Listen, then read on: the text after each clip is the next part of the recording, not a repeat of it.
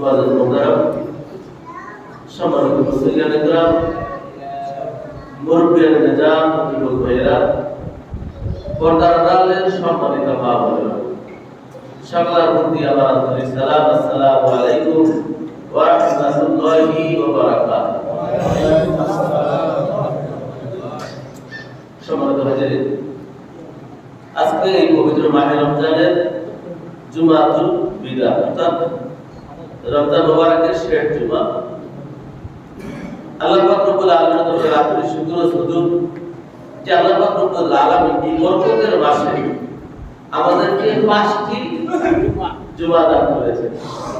বরকতের ভিতরে আরো বরকত, আলহামদুলিল্লাহ। সম্মানিত ভাইরা, এই জুমাতুল বিদায় আমাদের কিছু শিক্ষা বিষয় আছে। আল্লাহ পাক রব্বুল আলামিন কালামে হাকিমের ভিতরে ইরশাদ করেন, ইয়া আইয়ুহাল্লাযীনা আমানু উদখুলু ফিস-সিলমি কাফা ওয়া লা তাত্তাবিউ খুতুওয়াতিশ শাইতান ইন্নাহু লাকুম আদুউম মুবিন।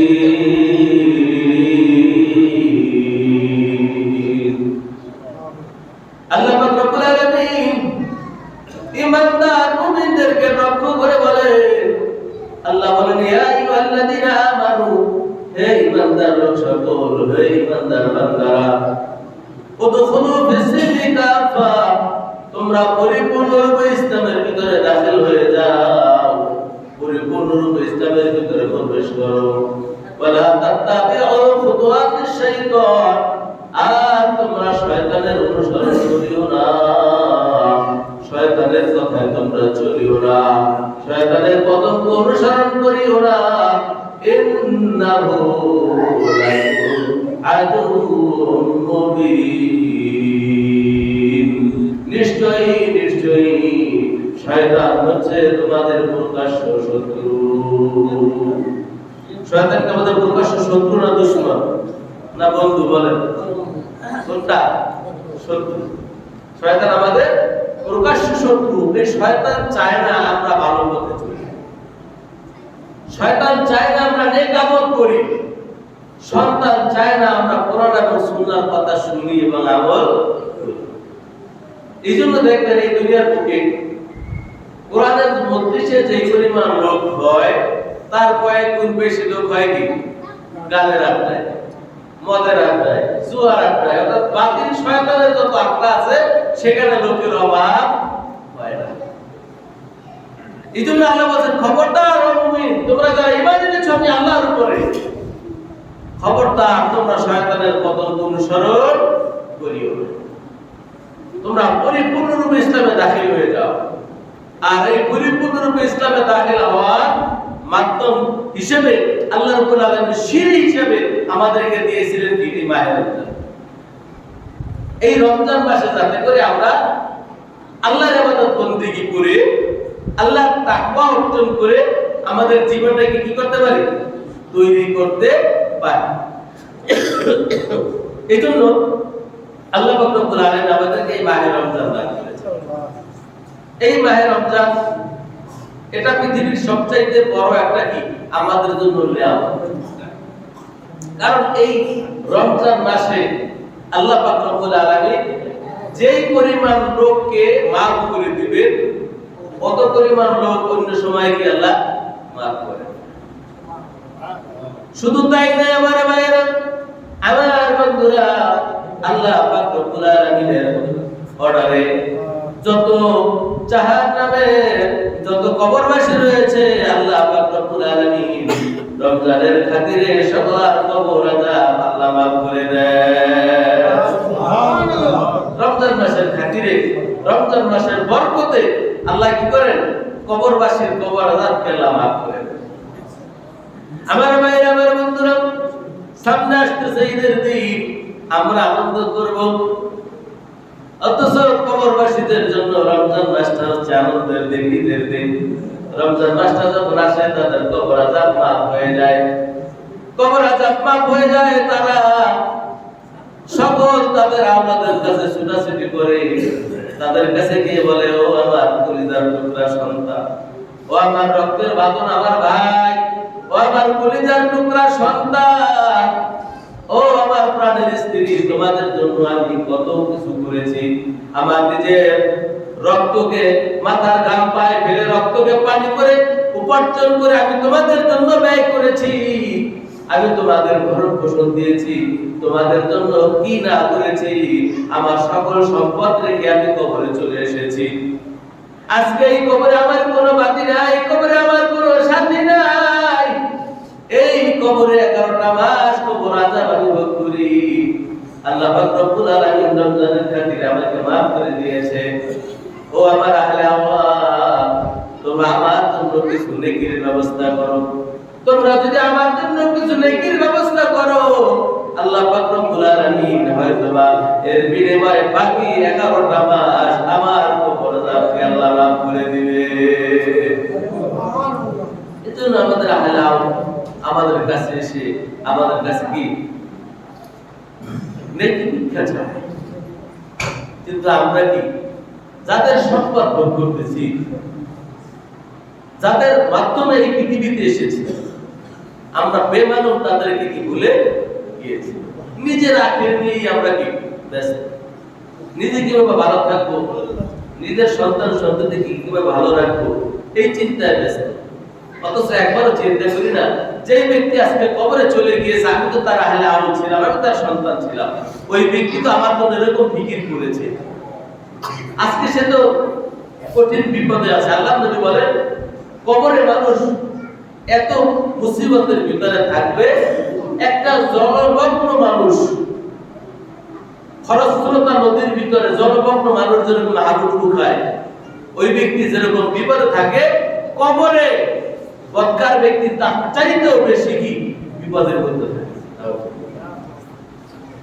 অথচ আমার মা বাবা, আমার দাদা দাদি, যাদের মাধ্যমে আমি দুনিয়া দেখছি, যাদের সম্পদ আমি ভোগ করতেছি, যাদের বাড়িকে আজকে আমি আমার বাড়ি বলতেছি, অথচ এই বাড়ি 100 বছর আগে যারা আমার বাড়ি বলেছে, আমরা তাদেরকে চিনি না। আবার 100 বছর পরে আমি কবরের মাটির সাথে মিশে যাব, আমি কবরে চলে যাব, কিন্তু 100 বছর পরে আমার এই ঘর বাড়ি যারা ভোগ করবে, তারাও বলবে আমার বাড়ি আমার ঘর, কিন্তু আমার সাথে তার সাথে কি লাগে কোনো সম্পর্ক থাকবে না, সে আমাকে চিনবে না। আমরা যখন দোয়া করি, আমরা বলি রব্বানা আতিনা ফিদ দুনিয়া হাসানাহ ওয়া ফিল আখিরাতি হাসানাহ ওয়া কিনা আযাবান্নার। আবার আমরা বলি, আয় আল্লাহ রব্বিরহামহুমা কামা রাব্বায়ানি সগীরা। আয় আল্লাহ, আমাদের মা বাবা যেভাবে আমাদেরকে ছোটবেলায় ছেলের করে লালন পালন করেছে, আয় আল্লাহ তোমার কুদরতের হাতে, তোমার কুদরতের কোলে আমার মা বাবাকে তুমি এভাবে রক্ষণাবেক্ষণ করো। তেমনি ভাবে ছোটবেলায় ছেলের কোলে রহমতের কোলে আমাদেরকে লালন পালন করেছে, ঠিক তদ্রুপ রহমতের দ্বারা তাদের কি করো আবদ্ধ করে রাখো। কিন্তু আমরা দোয়ার ভিতরে মা বাবা, দাদা দাদি, নানা নানি, এর পরের যে সিঁড়ি রয়েছে, এই সিঁড়ি পর্যন্ত বলি না, এই সিঁড়ি পর্যন্ত বলি না। অথচ তারা কি করেছে? এই সম্পদ ভোগ করেছে, তাদের সম্পদ আমি আজকে কি ভোগ করছি, কিন্তু তাদের কথা বলছি না। সম্মানিত ভাইয়ের জন্য আহলেওয়াল যারা কবরে চলে গিয়েছে, তারা আপনার আমার কাছে আসে, আমাদের কাছে নেকি ভিক্ষা চায়, অথচ আমরা কেবল তাদের কথা ভুলে গিয়েছি। আমরা আমাদের চিন্তায় নিমগ্ন, এরকম নেমক খারাপ আমাদের মতন আর কেউ আছে কিনা বলে সময় ধরে। জন্য আমরা এই রমজান মাস তাদেরকে যেভাবে নাজাত দিয়েছেন, আল্লাহ যেন এই রমজানের পরেও তাদেরকে নাজাত দেয়। এই জন্য আমাদের তাদের জন্য কি করা, দান সদকা করা দরকার, তাদের জন্য জোয়াবদারি করা দরকার, তাদের জন্য দোয়া করা দরকার, তাদের জন্য বেশি বেশি কোরআন তেলাওয়াত জিকির আজকার করে তাদের জন্য কি দোয়া করা আমাদের দরকার। সম্মানিত ভাইরা, এই জন্য আল্লাহ পাক রব্বুল আলামিন মুমিনদেরকে লক্ষ্য করে বলেন, ইয়া আইয়ুহাল্লাযীনা আমানু দুখুলু ফিস সিলমি কাফা, ও দুনিয়ার মানুষেরা, ও দুনিয়ার মুমিন, ও দুনিয়ার মুসলমানেরা, উদখুলু ফিস-সিলমি তাকাফা, তোমরা পরিপূর্ণরূপে ইসলামে দাখিল হয়ে যাও, পরিপূর্ণরূপে ইসলামে প্রবেশ করো। আংশিক প্রবেশ করার কথা আল্লাহ বলেন নাই। আংশিক প্রবেশের কথা কি আল্লাহ বলেন নাই, পরিপূর্ণরূপে ইসলামে দাখিল হওয়ার কথা বলেছেন। তার মানে কি ইসলামের পরিপূর্ণরূপে দাখিল হওয়ার অর্থ কি? কিছু অংশ মানলাম, কিছু অংশ মানলাম না। এটা 5 ওয়াক্ত নামাজ 3 ওয়াক্ত পড়লাম, 2 ওয়াক্ত পড়লাম না, পরিপূর্ণ দাখিল হইল। 30টা মাসের রোজা 1 মাস সিয়াম সাধনা করার জন্য আল্লাহ আমাদের করেছেন। কিছুদিন রোজা রাখলাম আর কিছুদিন পর্দা দেওয়া হোটেলে গিয়ে পেট ভরে খাইলাম, পরিপূর্ণ দাখিল হইল কিনা? হয় নাই। পরিপূর্ণ দাখিল হতে হলে পরিপূর্ণরূপে ইসলামের বিধানগুলি আমাকে মানতে হবে। আর যদি আমি পরিপূর্ণরূপে ইসলামের বিধানগুলি না মানি, আমার জন্য কি হুকুম করেছেন, আল্লাহ কি অর্ডার করেছেন একটু শুনেন। আল্লাহ পাক রব্বুল আলামিন সূরা বাকারার ভিতরে বলেছেন, আফাতুমিনুনা বিবাদিল কিতাবি ওয়া তাকফুরুনা বিবাদ ফামা জাযাউ মান ইয়াফআলু যালিকা মিনকুম ইল্লা খিzyun ফিল হায়াতিদ দুনিয়া ওয়া ইয়াওমাল কিয়ামাতি ইউরাদুনা ইলা আশাদ্দিল আযাব। আল্লাহ পাক রব্বুল আলামিন বলেন, ও দুনিয়ার মানুষেরা, আফাতুমিনুনা বিবাদিল কিতাব, তোমরা আমি তোমাদেরকে যে বিধান দিয়েছি, যে কিতাব দিয়েছি, যে বিধান আমি তোমাদের জন্য নাযিল করেছি, আফাতুমিনুনা বিবাদিল কিতাবি ওয়া তাকফুরুনা বিবাদ, এর ভিতরে কিছু অংশ তোমরা মানবে আর কিছু অংশকে তোমরা অস্বীকার করবে, কিছু অংশ তোমরা ছেড়ে দিবে। 5 ওয়াক্ত নামাজ তোমাদের জন্য নির্দিষ্ট করেছে, 3 ওয়াক্ত পড়বা, 4 ওয়াক্ত পড়বা, 2 ওয়াক্ত একত্র ছেড়ে দিবা। কিছু অংশ তোমরা মানবা, কিছু অংশ তোমরা অবহেলা করবা, কিছু অংশ তোমরা ছেড়ে দিবা। যদি অবস্থা এমন হয়, ফামা জাযাউ মান ইয়াফআলু যালিকা মিনকুম, তাহলে তুমি জেনে রাখো দুনিয়ার বুকে তোমাদের জন্য রয়েছে লাঞ্ছনা। কি রয়েছে? দুনিয়ার বুকে তোমাদের জন্য রয়েছে লাঞ্ছনা। খিজিউন ফিল হায়াতিদ দুনিয়া, দুনিয়ার জীবন তোমাদের লাঞ্ছনার হবে, বঞ্চনার হবে, বঞ্চনার হবে। দুনিয়ার বুকে তোমরা ক্ষতিগ্রস্ত হবে। আমরা পৃথিবীর বুকে যদি তাকাই, সারা পৃথিবীতে লাঞ্ছনার শিকার হচ্ছে কারা? কারা? মুসলমান লাঞ্ছিত হচ্ছে। কাশ্মীর, ফিলিস্তিন, বসনিয়া, চেচনিয়া, আফগানিস্তান, সকল জায়গায় দিকে দিকে সারা পৃথিবীতে মুসলমানরা লাঞ্ছিত হচ্ছে। এর কারণ হচ্ছে কি আয়াত আমরা যদি সামনে দাঁড়াই, আল্লাহ বলে দিয়েছেন কোরআনের কিছু অংশ মানবা, কিছু অংশ কি ছেড়ে দিবা। আমি তোমাদেরকে যে কিতাব দিয়েছি, যে বিধান দিয়েছি, সেই বিধানের কিছু অংশ মানবা আর কিছু অংশ ছেড়ে দিবা। আর মনে করো যে আমি কি মুমিন হয়ে গেছি। যদি অবস্থা এমন হয় তোমরা দুনিয়ার জীবনে আমি তোমাদের জন্য লাঞ্ছনা, বঞ্চনা, ইরাদুনা ইলা আশাদ্দিল আযাব, আর পরকালের জীবনে তোমাদের জন্য রয়েছে কঠিনতম শাস্তি। দুনিয়ার জীবনে তোমাদের লাঞ্ছনা, আখিরাতে তোমাদের জন্য কঠিনতম শাস্তি। সম্মানিত ভাই, এজন্য দুনিয়ার লাঞ্ছনা থেকে যদি আমাদেরকে বাঁচতে হয়, আখিরাতে কঠিন শাস্তি থেকে যদি আমাদেরকে বাঁচতে হয়, তাহলে আল্লাহ তাআলা আগে যে তেলাওয়াত করেছে, আল্লাহ বলেছেন উদখুলু ফিস-সিলমি কাফা, পরিপূর্ণরূপে তোমরা কি হও? ইসলামে দাখিল হয়ে যাও। তাহলে আমাদের কি করতে হবে? পরিপূর্ণ ইসলামে দাখিল হতে হবে। পরিপূর্ণ দিন আমাদের পালন করতে হবে, কোনো অংশ বাদ দেওয়ার সুযোগ থাকবে না। সম্মানিত ভাইরা, যদি কোনো ব্যক্তি মসজিদে প্রবেশ করে, আমরা তারা মসজিদে প্রবেশ করেছি, আমাদের কেউ কি বাইরে আছে? অর্ধেক কি বাইরে আছে আর অর্ধেক ভিতরে এরকম আছে? কোন ব্যক্তি যদি মাথাটা ভিতরে ঢুকাই দিয়ে পা বাইরে রাখে, তাহলে তার কেউ বলবে যে সে মসজিদে প্রবেশ করছে? পরিপূর্ণরূপে যখন সে প্রবেশ করবে তখনই বলা হবে সে কি প্রবেশ করেছে। একটা জামা যখন পরিপূর্ণরূপে গায়ে দেওয়া হয় তখন বলা হয় কি সে পরিপূর্ণরূপে জামা গায়ে দিয়েছে। একটা হাতা ঢুকাই দিয়ে আর পুরো জামাটা দিয়ে শরীরের উপরে রেখে দেয়, তাহলে কেউ বলবে জামা গায়ে দিয়েছে। ঠিক তদ্রুপ ইসলামের কিছু অংশ যদি কোনো ব্যক্তি পালন করে আর কিছু অংশ যদি ছেড়ে দেয়, তাহলে আল্লাহ রাব্বুল আলামিন এই ঘোষণা অনুযায়ী সে কি করে পরিপূর্ণ ইসলামে দাখিল হয়। আর পরিপূর্ণরূপে ইসলামে দাখিল না হওয়ার কারণে দুনিয়ায় খিজিউন ফিল হায়াতিদ দুনিয়া তার জীবনটা হবে লাঞ্ছনা। ইরসুন ইলা আশাদ্দিল আযাব, আর পরকালে তার জন্য আল্লাহ কঠিন শাস্তি নির্ধারণ করে। সম্মানিত ভাইদের জন্য এই রমজান মাসে আমরা যে আমল করেছি, এই রমজান মাসে রোজা রাখার কারণে আমরা কি জগড়া থেকে নিজেকে হেফাজত করেছি, আমরা অন্যায় অবিচার থেকে নিজেকে রক্ষা করেছি, সুদ ঘুষ থেকে আমরা নিজেকে হেফাজত করেছি। কেননা এটা আল্লাহ বলে দিয়েছে রোজা তোমাদের কি করবে, ইয়া আইয়ুহাল্লাযীনা আমানু, হে ঈমানদার, কুতিবা আলাইকুমুস সিয়াম, তোমাদের উপর রোজাকে ফরজ করা হয়েছে, কামা কুতিবা আলাল্লাযীনা মিন ক্বাবলিকুম, যেভাবে তোমাদের পূর্ববর্তীদের উপর ফরজ করা হয়েছিল, লাআল্লাকুম তাত্তাকুন, আশা করা যায় কি এই রোজার দ্বারা তোমরা তাকওয়া অবলম্বন করতে পারবে। আসলে রোজা যখন আমরা রাখি তখন এই তাকওয়া এই আল্লাহর পক্ষ থেকে আমাদের ভিতরে কি চলে আসে। এই তাকওয়াটা, এই পরিপূর্ণ তাকওয়াটা যাতে আমরা বাকি 11টা মাস অর্জন করতে পারি, এই জন্যই কি এই রোজা আগমন। এটাই আমাদের রোজা কি আমাদেরকে শিক্ষা দেয়।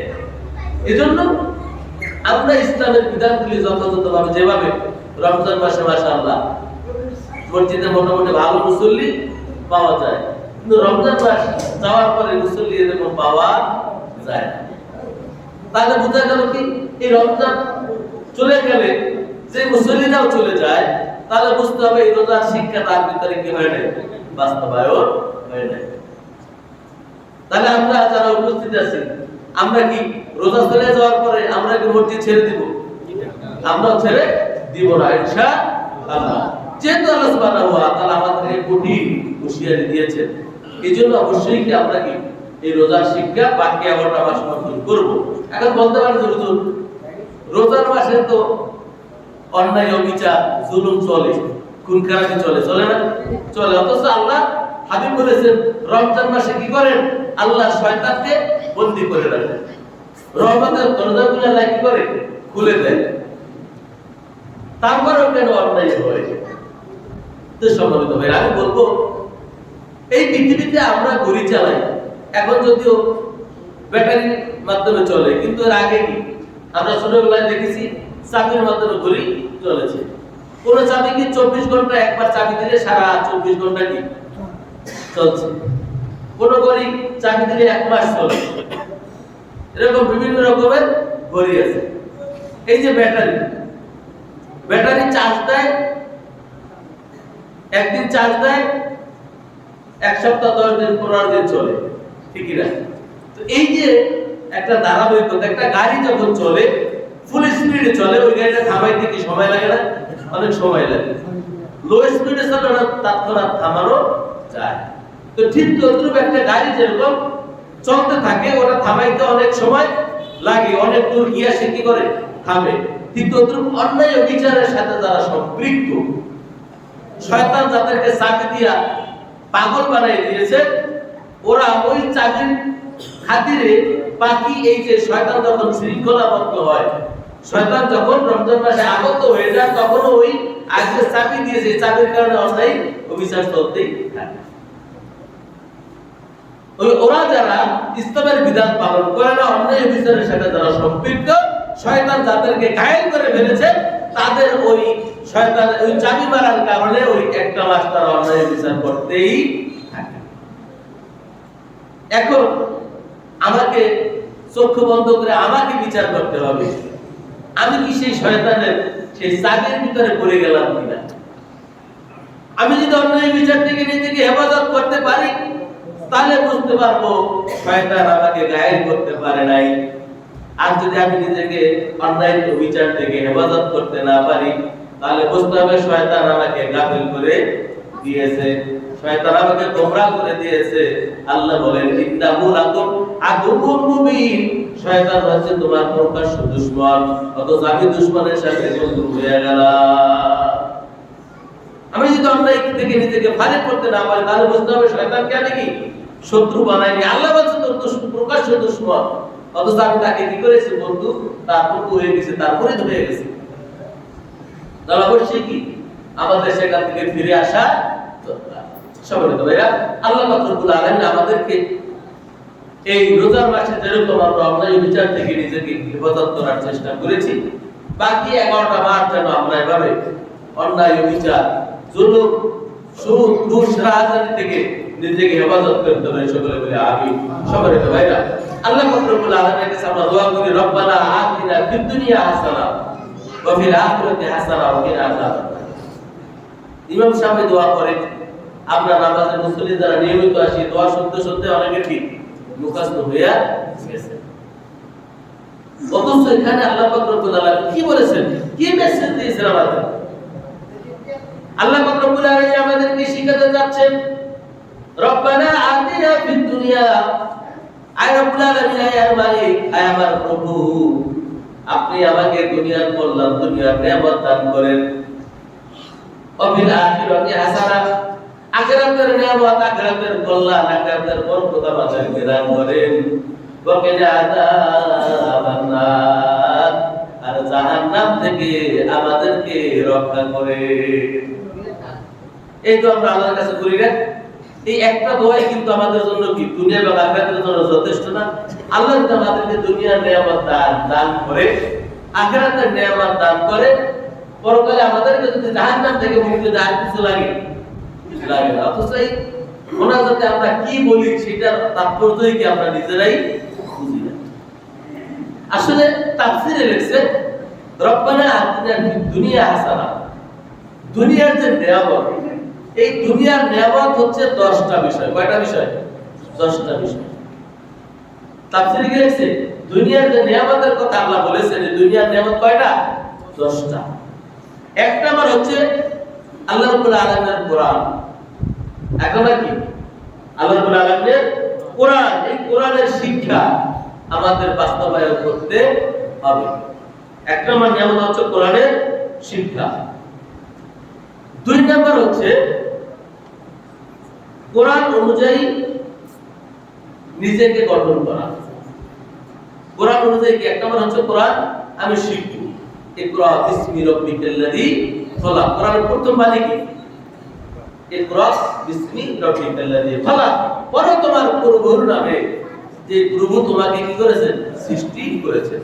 যেই প্রভু তোমাকে সৃষ্টি করেছেন, সেই প্রভুই তোমাকে হুদাল্লিল মুত্তাকিন, তোমাকে সরল সঠিক পথ প্রদর্শন করার জন্য, সরল সঠিক পথে চলানোর জন্য তোমাদের জন্য কি এই কোরআনকেও সৃষ্টি করেছেন। যে আল্লাহ আমাকে সৃষ্টি করেছেন, সেই আল্লাহ আমাকে সঠিক পথের দিশা দেওয়ার জন্য কি করেছেন? কোরআনকেও শিক্ষা নাজিল করেছেন। ইয়াসিন ওয়াল কুরআনিল হাকিম, যিনি এই বিজ্ঞানময় কোরআন কি করেছেন? আমাকে হেদায়েতের জন্য, সঠিক পথে চলানোর জন্য কি করেছেন? নাজিল করেছেন। এটা এক নাম্বার বরকত।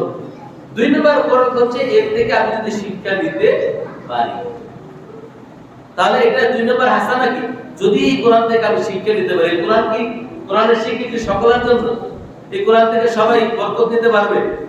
সবাই ফজিলত নিতে পারবে? সবাই পারবে না।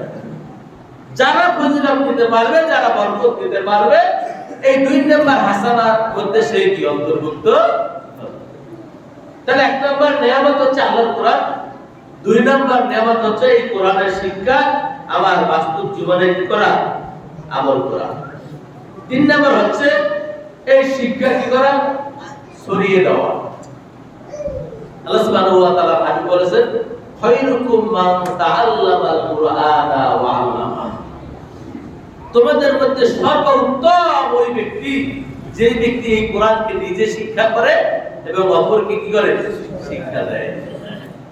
যে ব্যক্তি এই কোরআন নিজে শিখবে, অপরকে শিক্ষা দিবে, ওই ব্যক্তি হচ্ছে সবচাইতে উত্তম ব্যক্তি। আমরা তো সবাই উত্তম হতে চাই, চাই না? আমরা সবাই উত্তম হতে চাই না? চাই। অথচ আমার নবী এই কথাটাকে আমরা মানতেছি। আমি নিজে শেখার জন্য চেষ্টা করতেছি, চেষ্টা করি না। আমি আরেকজনকে শেখানোর জন্য চেষ্টা করতেছি, করি না। অথচ আমরা কি? শ্রেষ্ঠ মানুষ হতে চাই, দুনিয়ার বুকে সবচাইতে ভালো মানুষ হতে চাই, আখিরাতের বুকে সবচাইতে ভালো মানুষ হতে চাই, আল্লাহর মাহবুব বান্দা হতে চাই। কিন্তু রাসূল আরবি সাল্লাল্লাহু আলাইহি ওয়াসাল্লাম যে পদ্ধতি আমাদেরকে দিয়েছে, সেই পদ্ধতির ভিতরে আমরা নাই। এখন এই কোরআনকে শেখার জন্য আমরা মাদ্রাসায় ভর্তি হতে হবে, এরকম শর্ত আছে? অনেক কোরআনের মুফাসসির আছে, কোরআনের তাফসীর করেছে, মাদ্রাসায় পড়ে নাই, আছে না? অসংখ্য আছে। তার মানে কি? চিন্তা, ফিকির, গবেষণা এটা আমাদের থাকতে হবে। আমার ইচ্ছা থাকলে কি আমি কোরআনকে মাদ্রাসায় ভর্তি না হয়েও পড়তে পারি, যে কোনো বয়সেই আমি পড়তে পারি। মুয়াজ্জিন সাহেব আছে, ইমাম সাহেব আছে, আপনারা যে কোনো বয়সে ইচ্ছা করলে কি শিখতে পারেন। আপনি শিখলেন, আপনি শিখার পরে আপনার পাড়া পড়তে বেশি, আপনার সন্তান আছে, স্ত্রী পরিবার আছে, আপনি দুই একজনের শিখান, শিখানোর জন্য সময়টা ব্যয় করেন। আপনি নিজে শিখলেন, দুই একজনকে শিখাইলেন, তাই তো আপনি কি হয়ে গেলেন? উত্তম মানুষ। দুনিয়ার মধ্যে উত্তম হলে আখিরাতে উত্তম হয়ে গেলেন। কিন্তু ফিকির আমাদের নাই। এই ফিকির আমরা কি লালন করার চেষ্টা করব ইনশাআল্লাহ। তাহলে রব্বানা আতিনা ফিদ দুনিয়া, এই দুনিয়ার যে নিয়ামত, এই তিন নম্বর নিয়ামত হচ্ছে কি? কোরআনের শিক্ষা। নিজে শিখবো, মানুষকে শিক্ষা দেব। আর 4 নাম্বার হচ্ছে এই কোরআন সমাজে বাস্তবায়ন করা। 4 নাম্বার নিয়ামত কি? ফিদ দুনিয়া, দুনিয়ার যে 4 নাম্বার নিয়ামতের কথা আল্লাহ বলেছেন সেটা কি? এই সমাজে কোরআন বাস্তবায়ন করা। আল্লাহ পাক রব্বুল আলামিন যুগে যুগে অসংখ্য নবী রাসূল পাঠিয়েছেন, সকল নবী রাসূলকে পাঠিয়েছেন সমাজে এই কোরআনকে বাস্তবায়ন করার জন্য। কিসের জন্য? এই কোরআনকে, আল্লাহর এই বিধানকে সমাজে বাস্তবায়ন করার জন্যই পাঠিয়েছেন।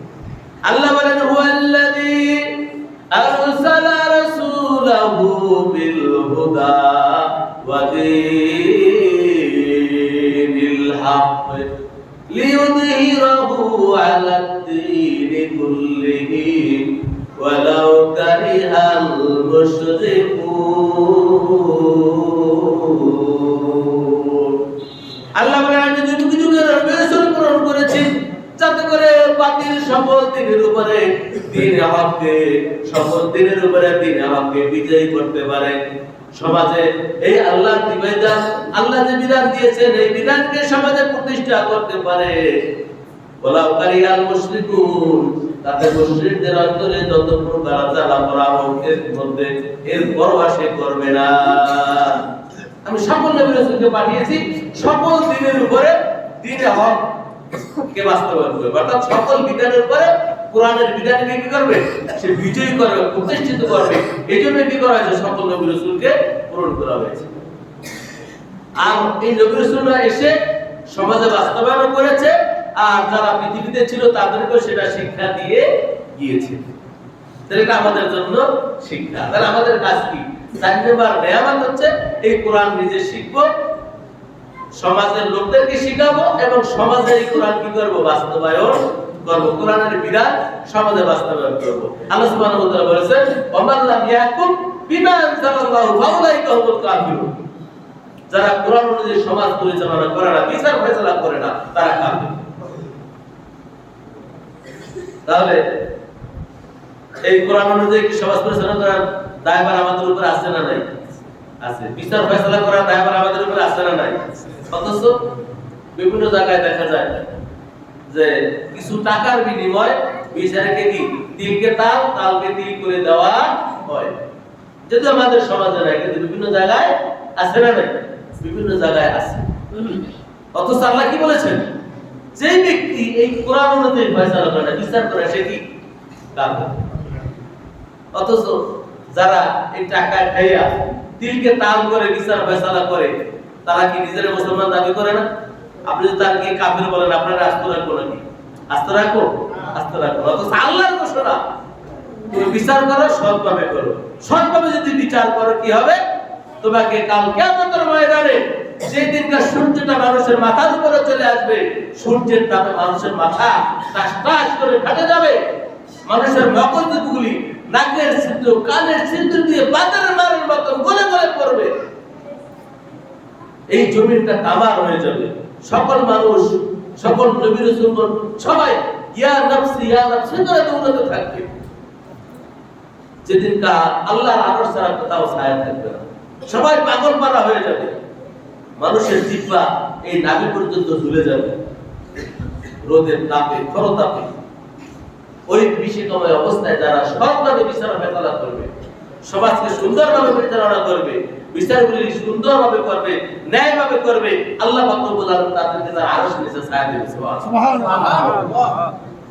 একদিকে বলছে যারা বিধান অনুযায়ী বিচার করে না, ফয়সালা করে না, সমাজ চালায় না, তারা কাফের।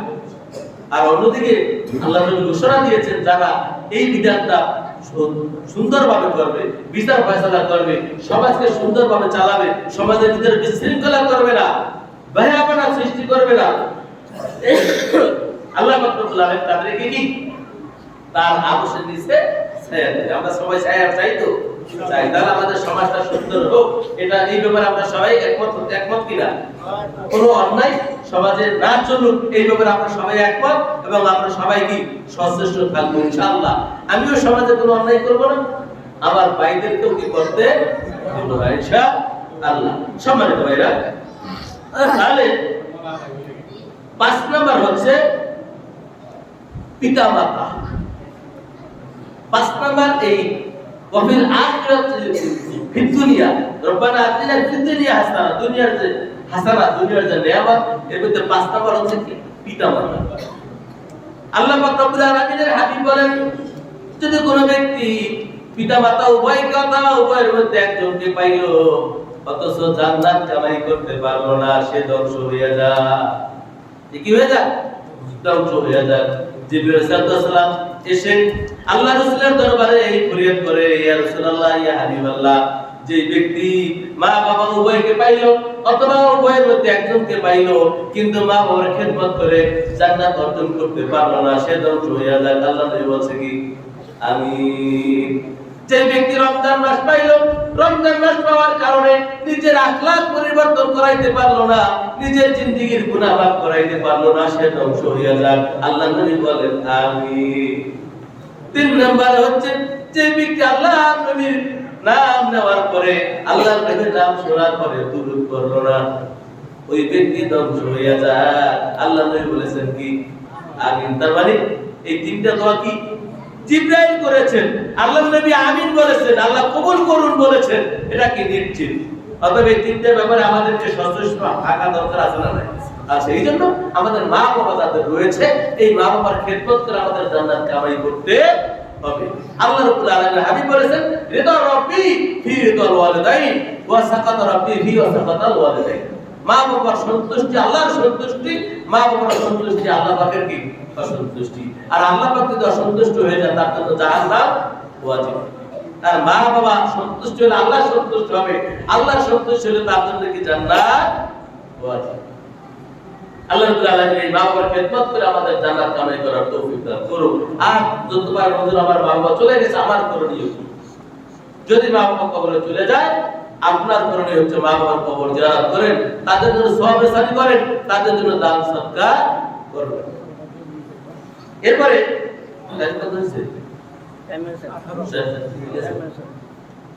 সম্মানিত ভাইরা, আল্লাহ পাক রব্বুল আলামিন আমাদেরকে এই দুনিয়ার কল্যাণ, দুনিয়ার নিয়ামত আমাদেরকে আদায় করার তৌফিক দান করুন।